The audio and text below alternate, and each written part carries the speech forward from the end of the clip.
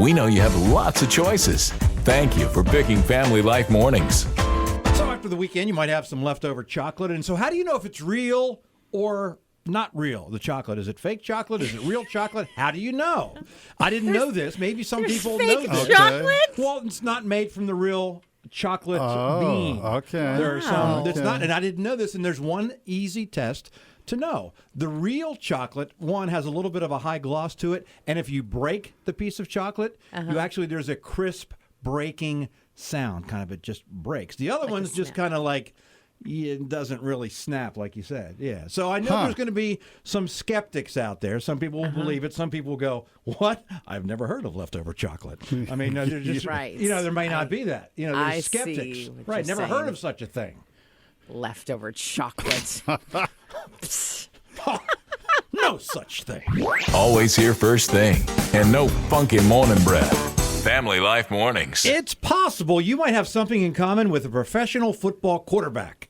What? Very possible, especially if you come from a larger family and depending when the birthdays fall. Here's the situation. Former Buffalo quarterback and current Miami quarterback Ryan Fitzpatrick has 7 kids.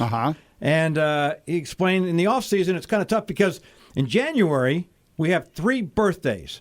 So we got the family birthday party, which includes cake.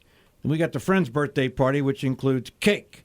So that's 6 times we have cake in January. Then we have 3 birthdays in March. So that's a cake 6 out of 10 days. Then we have an April birthday. So it doesn't slow down. Must be tough being a pro football quarterback. It's a piece of cake. Oh, dear. Really? Or I guess pieces of cake. I guess so. Maybe whole cake sometimes. A new day.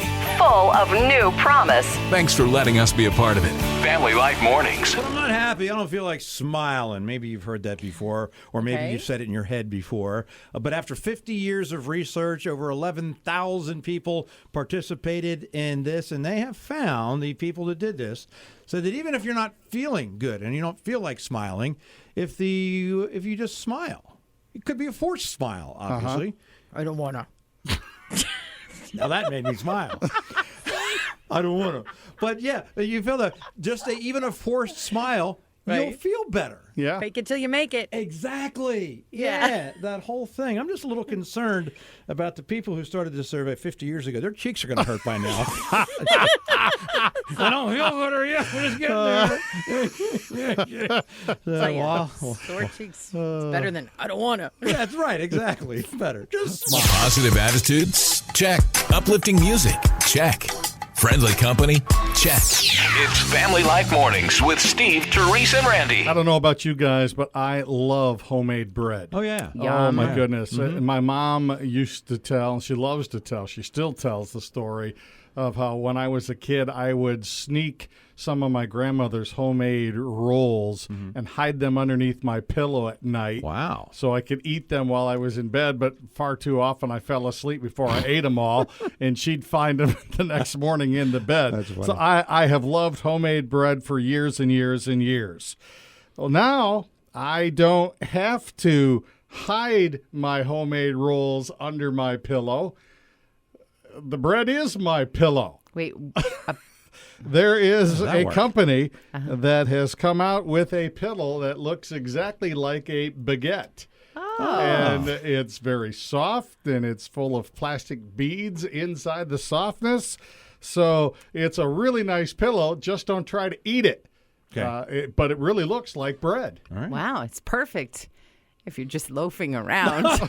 While you're packing your lunch, they're packing your mornings with a whole lot of fun.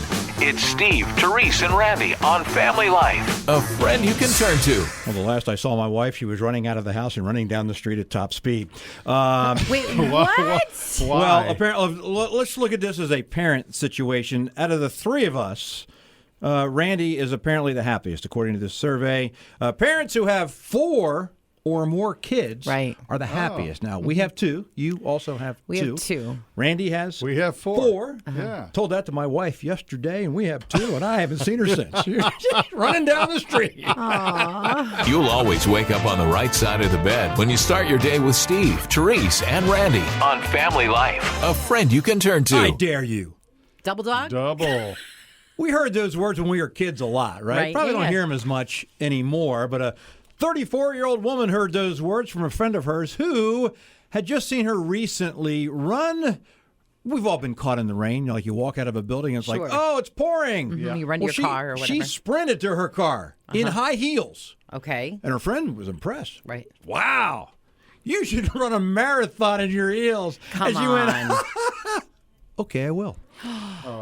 And she did. I mean, we're talking a marathon. That's 26 miles, right? Well, she practiced. I mean, because how do you practice for that? She did it. She practiced in regular footwear during the day. And then at night when it was dark and no one could film her, she didn't want it to go viral. She practiced at nighttime when it was dark in her high heels. And then she not only ran the marathon in high heels, she set a world record. Well, of course she did, because who else would have run exactly. in high heels, right? Family Life Mornings with Steve, Therese, and Randy. Thanks for making us part of your day. We're a friend you can turn I got to. chocolate in my peanut butter. Oh, you got peanut butter in my chocolate. I remember that. one? I do. Now the next most famous one coming up. You have gummy bear in my coffee. You got coffee in my gummy bear. No.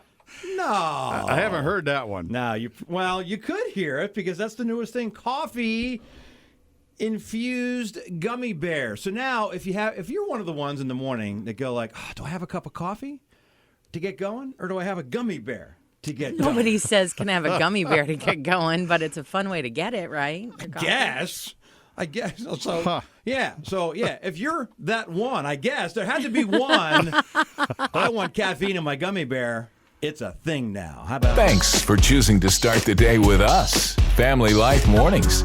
This woman is going viral online after a squirrel got stuck in her hair. Now, like she had hair extensions, so her hair is like long and kind of thick. And the squirrel got up in there, just a baby, like looking for a nest, you know. And it just, every time they tried to get it out, it just went like further up in her head, which just, can you even imagine? So finally, she's like laying down on the ground and they've got a stick and they're trying to like, you know, tease the squirrel, tease like you tease your hair, trying to tease that squirrel to come on out, and then finally it comes out, and this poor little baby squirrel is just so afraid. But it got me thinking, you know, like what's the weirdest thing you've gotten stuck in your hair? I was looking on the blog Story of This Life the other day. One of the girls got burdock in her hair, which sometimes happens this time of year outside. And I was like, whoa, that must be really hard to get out. And so I don't know, like my kids maybe gum.